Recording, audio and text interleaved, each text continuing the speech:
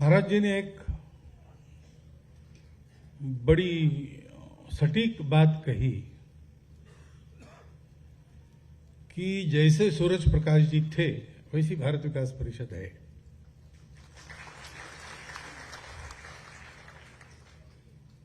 उनके शताब्दी के समापन समारोह में हम उनको स्मरण कर रहे,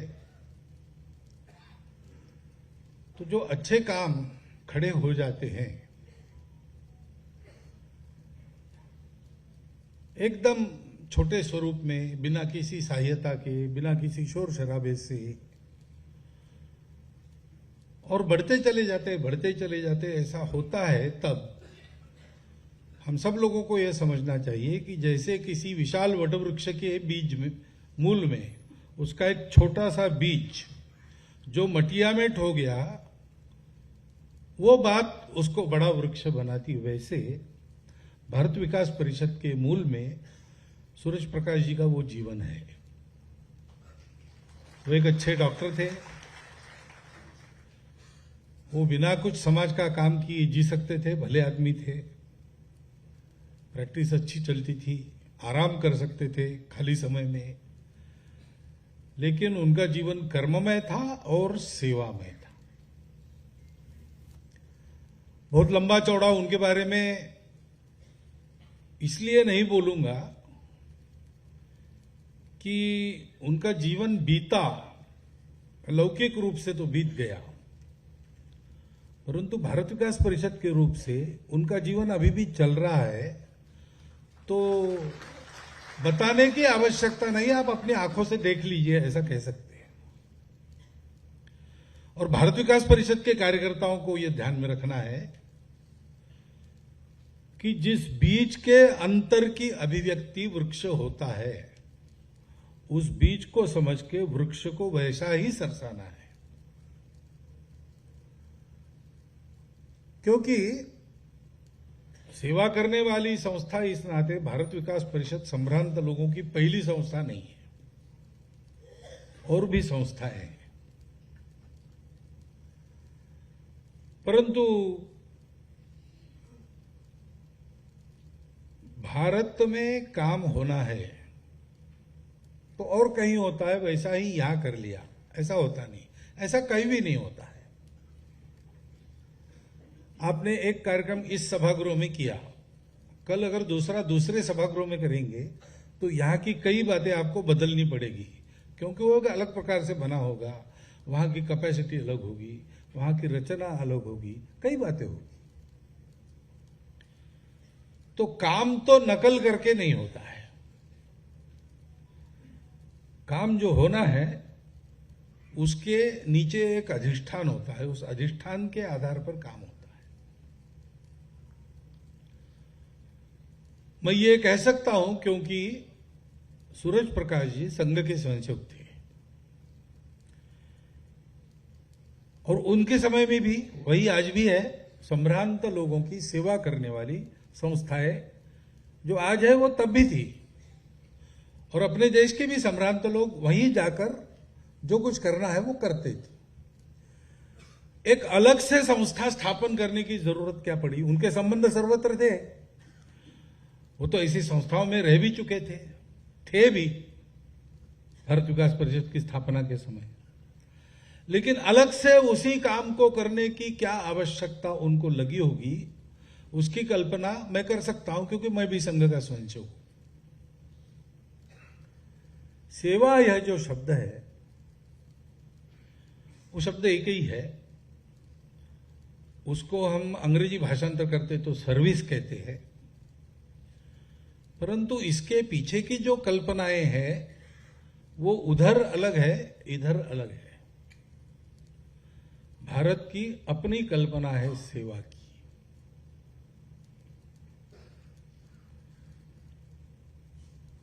तो लौकिक भाषा में ही बोलना पड़ता है, तो मैं भी वैसे ही बोलूंगा, आप भी वैसे ही बोलेंगे। अपने समाज में सेवा की बड़ी आवश्यकता है, परंतु अपने देश में ऐसा वाक्य नहीं कहा जाता। अपनी परंपरा में जो सेवा करता है उसको सेवा करने की आवश्यकता होती है। अपने देश में इतना सारा समाज है, उसके पास सुविधाएं नहीं है, शिक्षा नहीं है, स्वास्थ्य के लिए व्यवस्था नहीं, ये बातें सही है और वो देनी चाहिए, ये भी सही है। लेकिन हम नहीं करेंगे तो कोई और करेगा, ये भी सही है। हमने नहीं की, किसी और ने की, ये भी हम देख रहे हैं। तो सेवा की आवश्यकता तो हमको है। और हमारे यहां ऐसा कहते हैं कि स्वामी विवेकानंद कहते थे कि ये दरिद्र नारायण और मूर्ख नारायण तुम्हारे सामने है, विनम्रता पूर्वक उसका वंदन करो। क्योंकि एक बार वो अपनी कल्पनाएं बता रहे थे।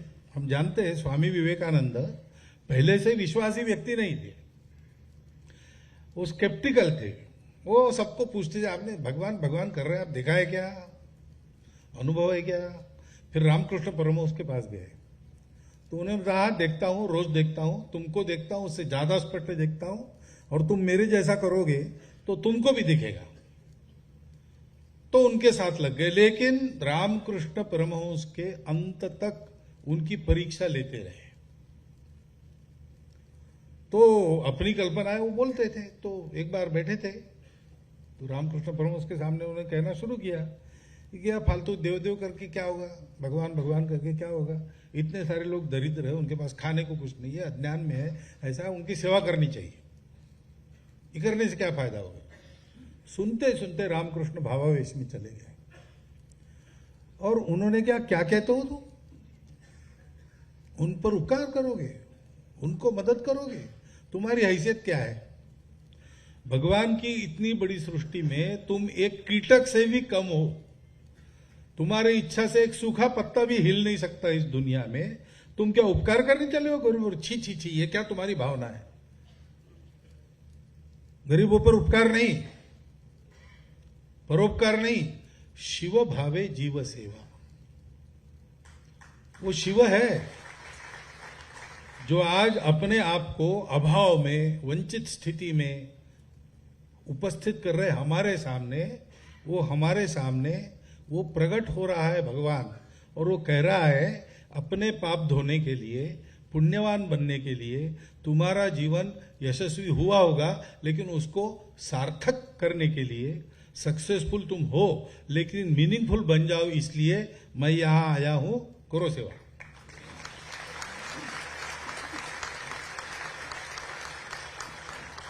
ये हमारी भारत की कल्पना है सेवा की, और इसलिए हमारी सेवा में अहंकार नहीं रहता।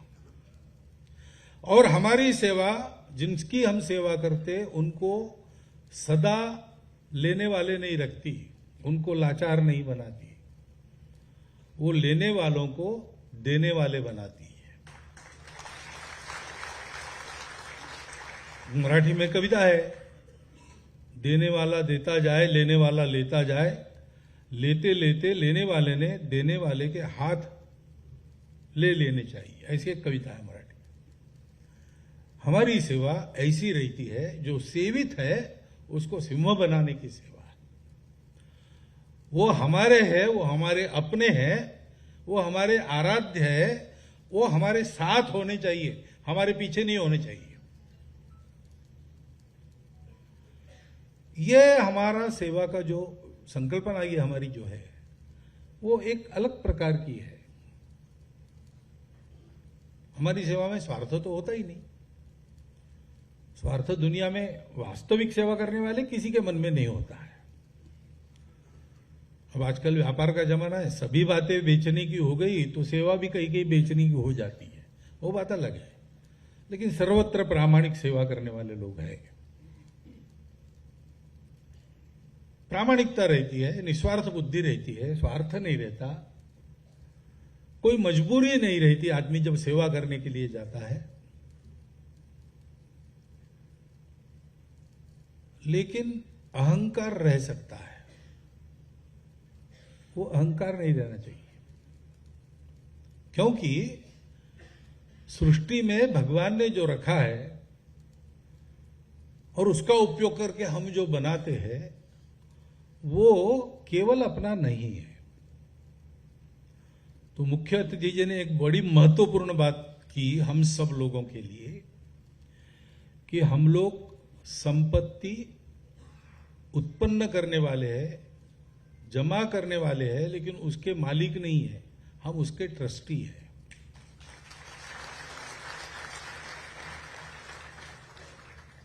तो हमको ये ठीक से रख के उसका ठीक से विनियोग करना है। हम आर्थिक क्षेत्र से बहुत लोग यहां पर बैठे हैं, तो कमाई अपने लिए, देश के लिए हमारा काम है। तो कमाई में हम कमाते हैं, लेकिन कमाते किस लिए है? कमाते हैं देने के लिए। दोनों हाथों से कमाओ और 1000 हाथों से बांटो, ये बात है।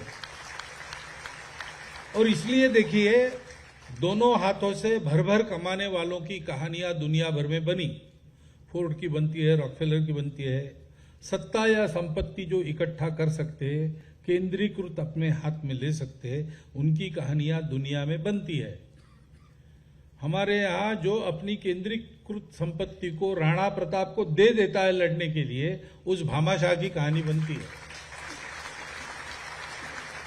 चलकर आई हुई सत्ता को पितृवचन के खातर लात मार के 14 साल जन कल्याण के लिए वनों में विचरण करने वाले सत्ताधीश की कहानी हमारे यहां चली। हम भारत है, और इसलिए जब हम कहते हैं हम भारत विकास परिषद है, तो पहला शब्द तो भारत है। हमको पहले समझना पड़ेगा। महाराज जी ने कहा, भारतीय आधार पर, भारतीय विचारों के अनुसार, भारत की परंपरा के अनुसार होना चाहिए, होना ही चाहिए। क्योंकि विकास उसी को कहा जाता है जो अपने अपने स्वरूप के अनुसार होता है। सर्कस में हाथी साइकिल चलाता है या फुटबॉल खेलता है, यह अजूबा जरूर है। हम पैसे देकर उसको देखने के लिए जरूर जाएंगे, लेकिन वो हाथी का विकास नहीं है। वो विकसित प्राणी मनुष्य है, उसकी जैसी साइकिल चलाता है, फुटबॉल खेलता है, यह हाथी का विकास नहीं होता है। हर एक की अपनी प्रकृति के अनुसार उसका विकास है। तो भारत का विकास होगा तो भारत की प्रकृति के अनुसार होगा।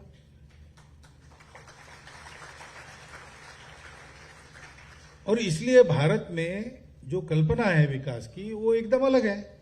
दुनिया की विकास की कल्पना थोड़ी सी एकांगी हो जाती है।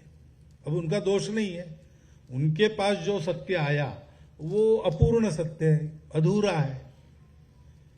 4 में से 3 तत्व उनके पास है, इसलिए उनके करने में भी दम है।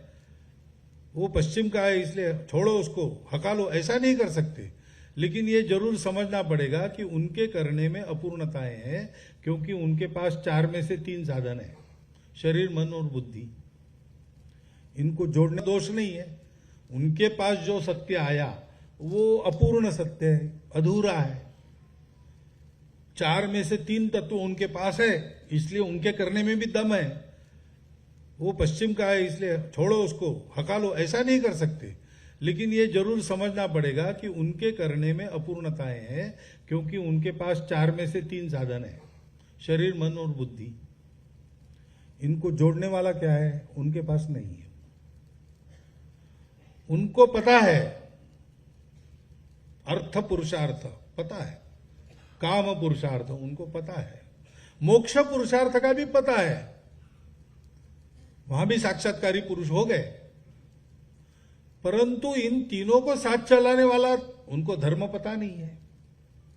अर्थ कामों को अनुशासित रखना और मोक्ष की ओर बढ़ाना, इसके लिए वो धर्म आवश्यक है, और भारत के पास वो है।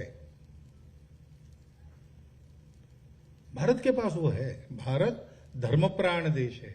तो भारत का विकास का आधार क्या होगा? केवल आर्थिक ऐसा नहीं है।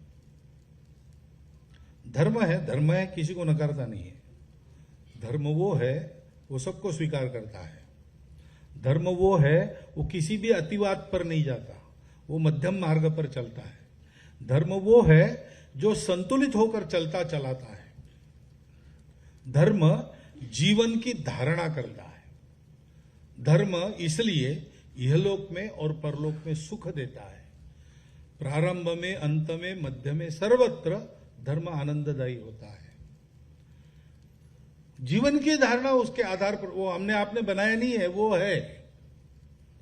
आप मानो न मानो, आप उसके अनुसार चलो, आपको फल मिलेगा, नहीं चलो नहीं मिलेगा। उसमें सबका विचार है। देखिए, शिबी राजा की कहानी आप सबको पता है। उनके दरबार में कबूतर आया, बाज पीछा कर रहा था, भागते भागते आया, प्राणों के मुंह से आया, भय के कारण होश उड़ गए थे। राजा को कहा कि मुझे आश्रय चाहिए, राजा ने उसको छुपा लिया। प्रजा है राजा की, शरण देना राजा का धर्म है। बाज आया, उसने कहा एक कबूतर, असत्य नहीं बोलना है। हाँ, कबूतर आया है, मेरे संरक्षण में, तुम उसको मार नहीं सकते। मैं राजा हूं, ये मेरी प्रजा है, उसका संरक्षण करना मेरा काम है, मेरा धर्म है। लेकिन बाज चुप नहीं बैठा। बाज ने कहा बात सही है, तुम्हारा धर्म है, मुझे प्रकृति ने धर्म दिया है ऐसे पक्षियों को खा के पेट भरना, नहीं खाऊंगा तो मैं मर जाऊंगा। तो मेरे धर्म को रोककर तुम अपना धर्म कैसे सिद्ध करोगे? अगर धर्म है तो मेरा भी चलेगा, तुम्हारा भी चलेगा। तो तुम तो मेरा चलने नहीं दे रहे हो, तो ये कहां का धर्म है? तो शिबी राजा क्या कहता है? शिबी राजा कहता है, हाँ ये बात तुम्हारी ठीक है, तुम्हारा पेट भरना चाहिए और तुम मांसाहारी पक्षी हो, तुमको मांस ही खाना पड़ेगा। ये प्रकृति ने तुम्हें धर्म दिया है, लेकिन ये जरूर नहीं तुम कबूतर का ही खाओ, तुम मेरा मांस खाओ, मैं काट के देता हूं। अब देखो, बाज भी धर्म की दुहाई दे रहा है, कबूतर भी धर्म मांग रहा है, राजा भी धर्म की दुहाई दे रहा है। ये धर्म सर्वत्र है, सबके लिए है, सबको सुख देता है। और दुनिया का सबसे श्रेष्ठ, क्योंकि उसके पास बुद्धि है, विचार है, चिंतन है और इंद्रियों के परे जाने की क्षमता जो विकसित कर सकता है, ऐसा एकमात्र प्राणी मनुष्य है। पशु अपने इंद्रियों के परे नहीं जा सकता, उसको जैसा बनाया है उसके उसी मर्यादा में उसको रहना है। मनुष्य उस मर्यादा का उल्लंघन साधना से कर सकता है, इसलिए उसकी जिम्मेवारी रहती है विश्व का धर्म चलता रहे। अब ये है, लेकिन वो धर्म उधर नहीं है, तो क्या हुआ? विकास तो हुआ, अच्छा विकास हुआ। फिर पर्यावरण का क्या हुआ? प्रकृति का क्या हुआ? ये धर्म मनुष्यों को सुविधा संपन्न और सुखासीन बनाता है, और प्रकृति को अगर नष्ट करता है तो वो धर्म नहीं है। उसी का अनुकरण अमेरिका को देखकर, चीन को देखकर भारत करेगा तो ये भारत का विकास नहीं है। ये विकास हो सकता है, लेकिन भारत चाइना जैसा बनेगा, भारत अमेरिका जैसा बनेगा, ये भारत का विकास नहीं है।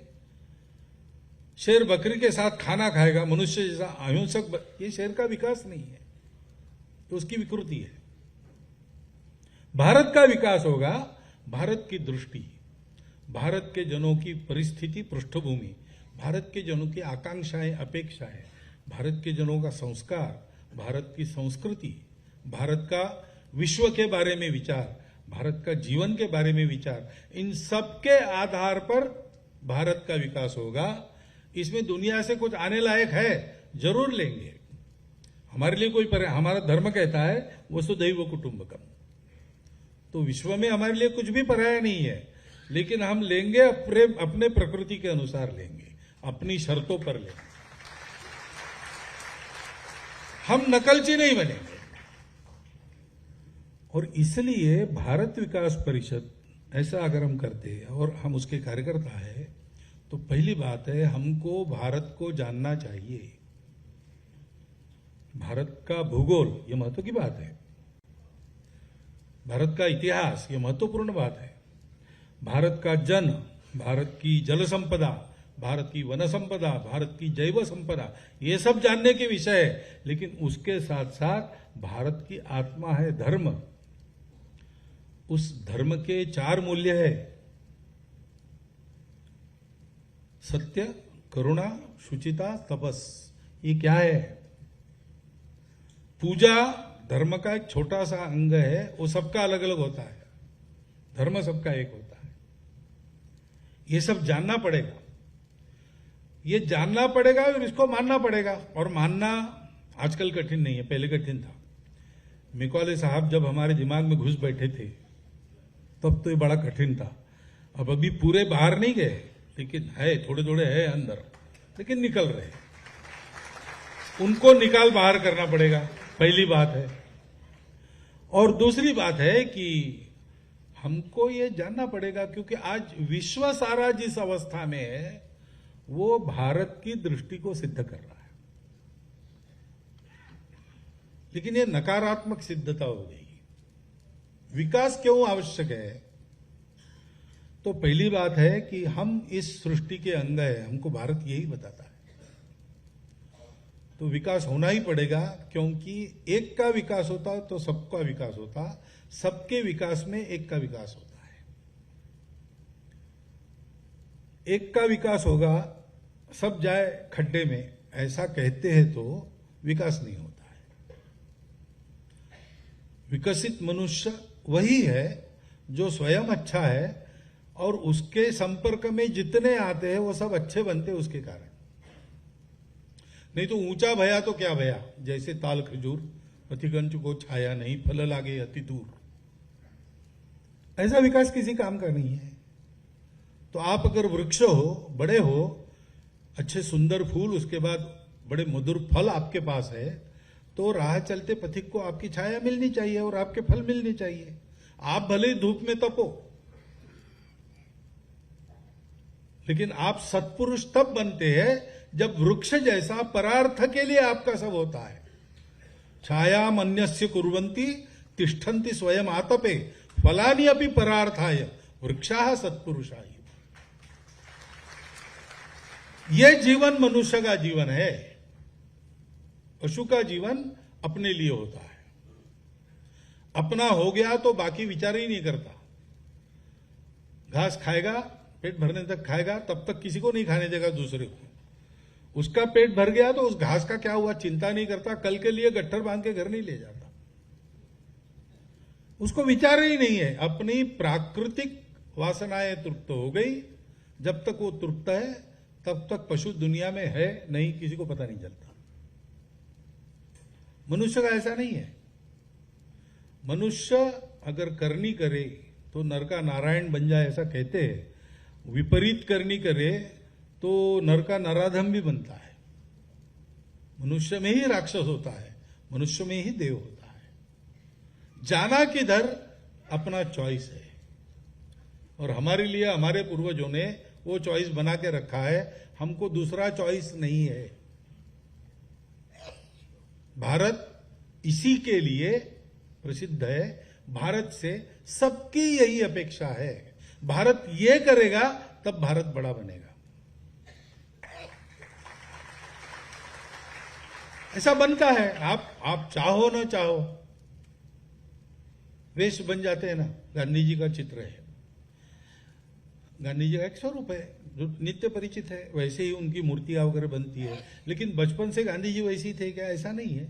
उनके अलग अलग वेशों में, वो इंग्लैंड गए तब का फोटो है, वापस आए तब का फोटो है, तरह तरह के। लेकिन प्रचलित चित्र कौन सा है? वही है। तो गांधी जी का चित्र निकालो, ऐसा स्कूलों में बच्चों को कहेंगे तो वो वैसा ही निकालेंगे। छत्रपति शिवाजी महाराज का निकालना है तो वैसा ही निकालेंगे। उनके अन्य स्वरूप भी होंगे, बचपन में होंगे, भोजन करते समय का अलग होगा, सब होगा। लेकिन वो नहीं, जनता के मन में प्रतिमा गांधी जी ऐसे, शिवाजी महाराज ऐसे, लोकमान्य तिलक ऐसे, ये पक्का है। दूसरे रूप में जाएंगे तो जनता पहचानेगी नहीं। ऐसे भारत का जो रूप दुनिया ने देखा है वही रूप प्रचलित है। भारत विश्व के लिए शांति सुखदाता विश्व गुरु है। उसको उसी रूप में खड़ा करना पड़ेगा। वो अपने लिए नहीं जीता। बाकी सारे देश बने तो अपने सामूहिक स्वार्थों की रक्षा के लिए एक कृत्रिम बंधन, उसको कायम रखने वाली सत्ता इनको लेकर बने। इनका अपना अपना है। दुनिया में कुछ न कुछ संदेश उनको भी देना है। वो भौतिकता में संदेश है सारे, उसको पूर्ण करने के बाद वो नष्ट हो जाते हैं।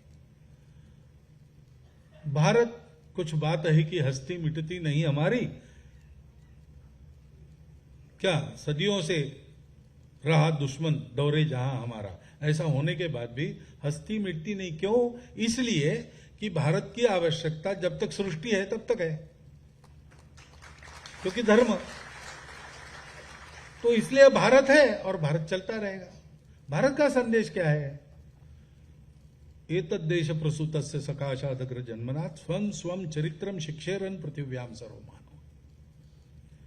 सारे पृथ्वी के मानव हमारे जीवन से अपनी शिक्षा प्राप्त करें, उनको अपने अपने जीवन से शिक्षित करना, ये दुनिया में बड़े भाई, क्योंकि हम सबसे प्राचीन है होने के नाते हमारा कर्तव्य है।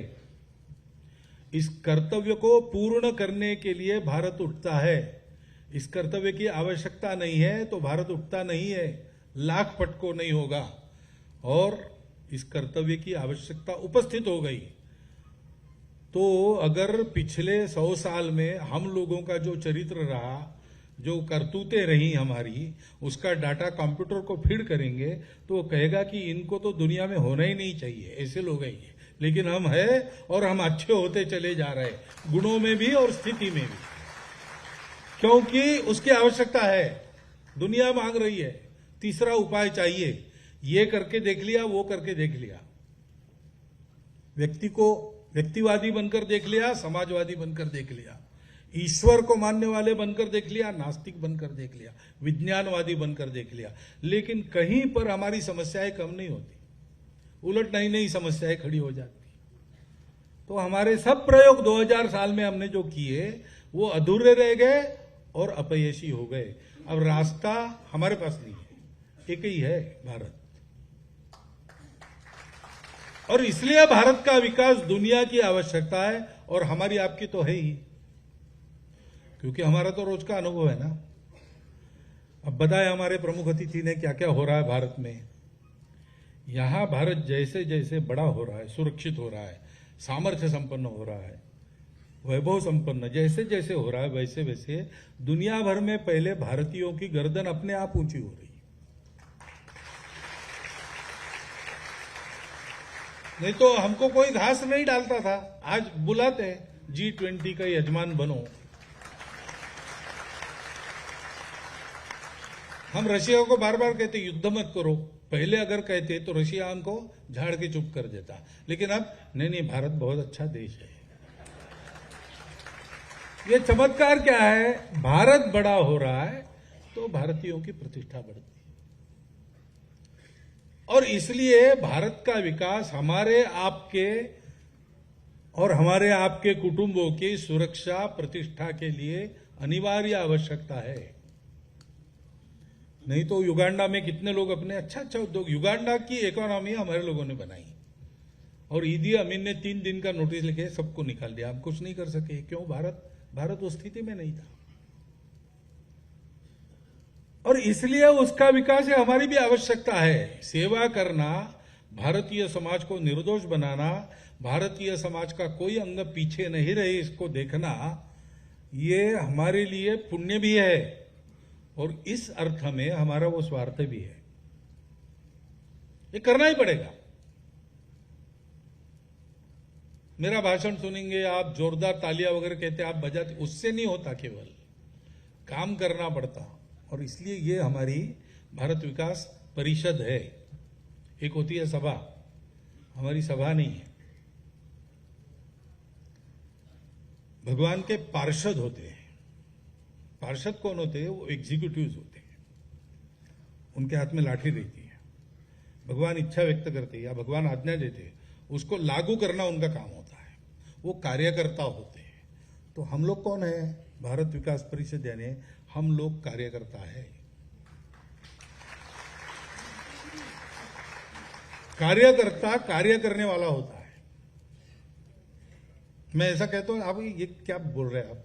कार्यकर्ता यही कार्य करने वाला ही होता है ना, होता है, लेकिन कार्यकर्ताओं को इसको ध्यान में रखना पड़ता है। नहीं तो क्या होता है कि कार्यकर्ता जाता तो है कार्यक्रम में, लेकिन वहां अपने फोटो कितने ज्यादा निकलेंगे ये देखता है। इसलिए गीता में कार्यकर्ता का वर्णन है, मुक्त संग। उसको संग नहीं, वो काम करता है, लेकिन कार्य के साथ आने वाली ये जो सारी बातें, कार्य अच्छा करेंगे, बढ़ेगा तो प्रतिष्ठा बनेगी, काम की बनेगी तो हमारी भी बनेगी, फोटो निकलेंगे, अच्छे अच्छे श्रेष्ठ लोग अपनी स्तुति करेंगे, जैसे आप आज नहीं देखी हमारी। ये हमारा नहीं है, उस कार्य का है। इसमें से जाना तो पड़ेगा, कोई टाल नहीं, मैं भाग नहीं सकता इस मंच से, तो सुनना पड़ता है, लेकिन वो मेरा नहीं है, वो संघ का है, वो बड़ा है।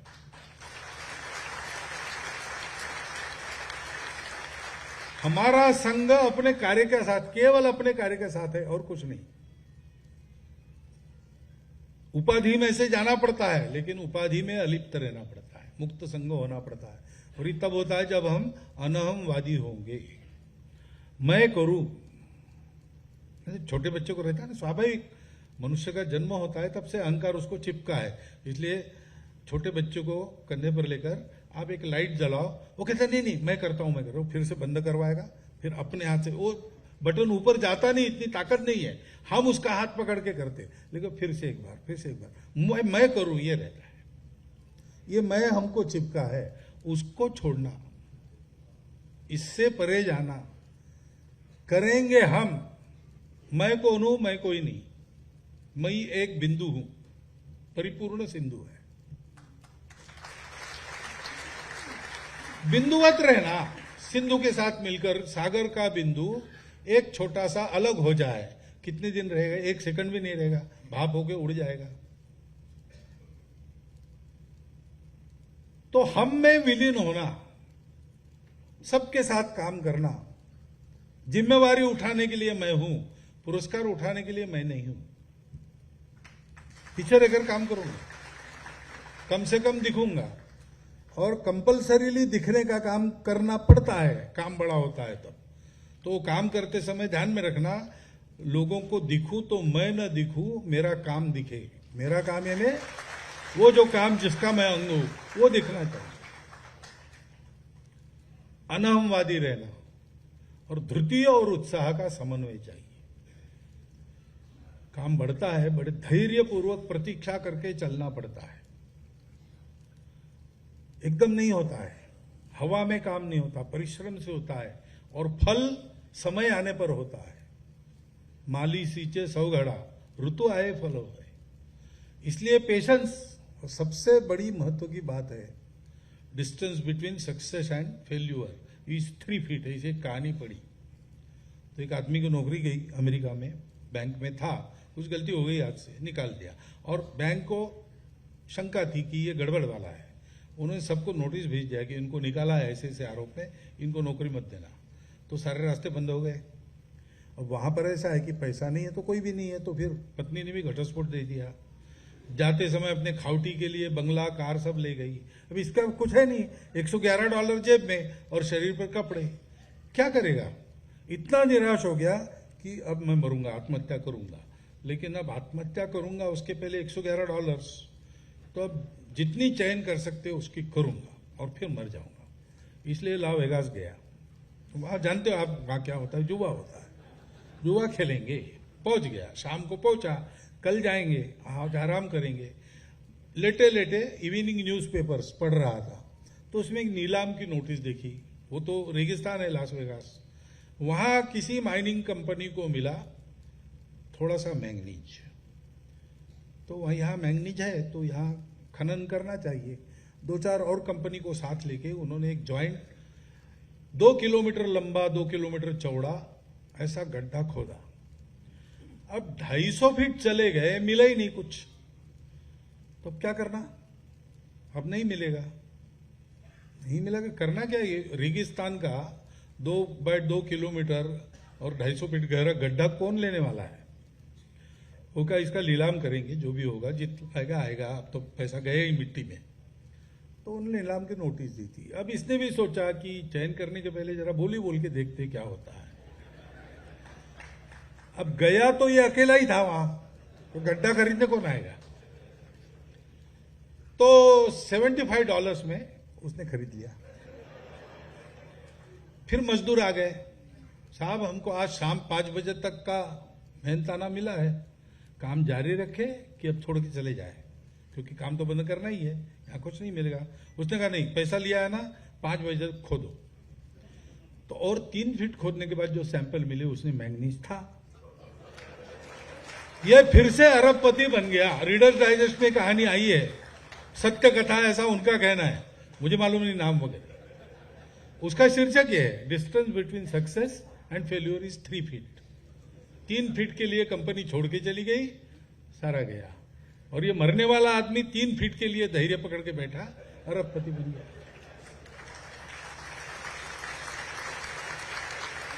तो धैर्य भी चाहिए, उत्साह भी चाहिए। धैर्यपूर्वक शिवाजी महाराज ने प्रतापगढ़ पर प्रतीक्षा की, खूब बदनामी हुई, शिवाजी भाग गया, शिवाजी छुप गया, ऐसा कुछ नहीं हुआ था। वो प्रतीक्षा कर रहे थे कि ये मेरे इसमें आ जाए, फिर देखता हूं। और अफजल खान आ गया उस जंगल में, पूरा समाप्त कर दिया।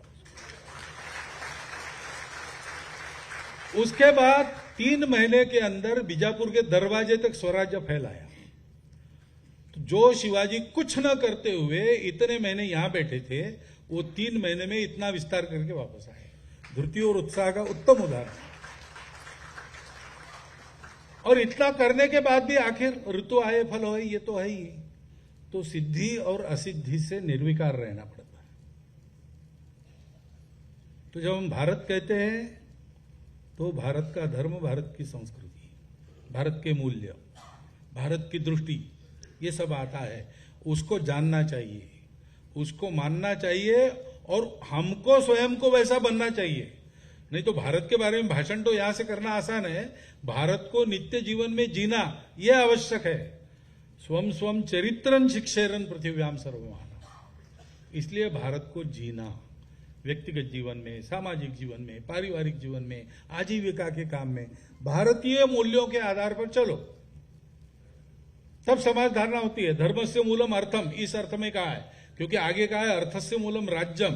वो भी आप पॉलिटिक्स वगैरह सोचते हो, बड़े इंटरेस्टिंग रहते हैं सब लोग उसमें, परंतु राज्य से मूलम इंद्रिय निग्रह, ये कहा है चाणक्य ने। और आगे बढ़ता है वृद्धोपसेवा वगैरह, सारी बातें आती। तो भारत बनकर जीना। और जब विकास कहते हैं तब उसके आधार पर हमारी विकास की कल्पना क्या होगी। हम सबको साथ लेकर चलते हैं। हमारे विकास में मनुष्य, मानवता पूरी और सृष्टि एक साथ चलेंगे। एक के विकास से दूसरे का अवकाश नहीं होगा, अविकास नहीं होगा। एक के विकास से सबका विकास होगा। साथ चलाने वाली हमारी पद्धति रहेगी। हमारे यहां व्यापार, उद्योग, कृषि हाथ में हाथ डालकर आगे बढ़ेंगे। व्यापार प्रमुख की कृषि प्रमुख, हमारे यहां ऐसा नहीं रहेगा। ये सब साथ चलते हैं। सबको साथ चलाने वाला, आजकल पॉपुलर घोषणा चलती है, सबका साथ सबका विकास, लेकिन देने वाले ने ऐसी ही नहीं दी होगी, क्योंकि वो भी स्वयंसेवक है।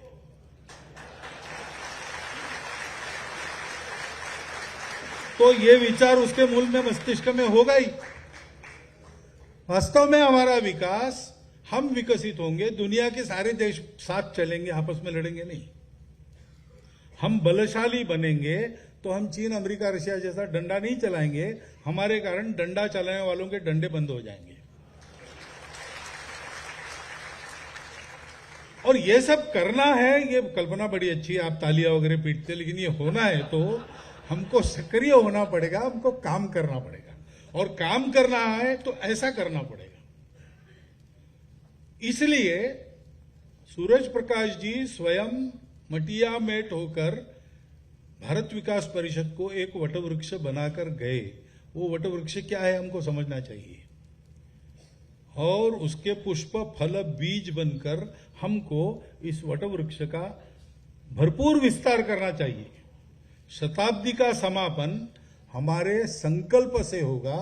हमने ये संकल्प लेना चाहिए और इस वृक्ष का विस्तार करना चाहिए।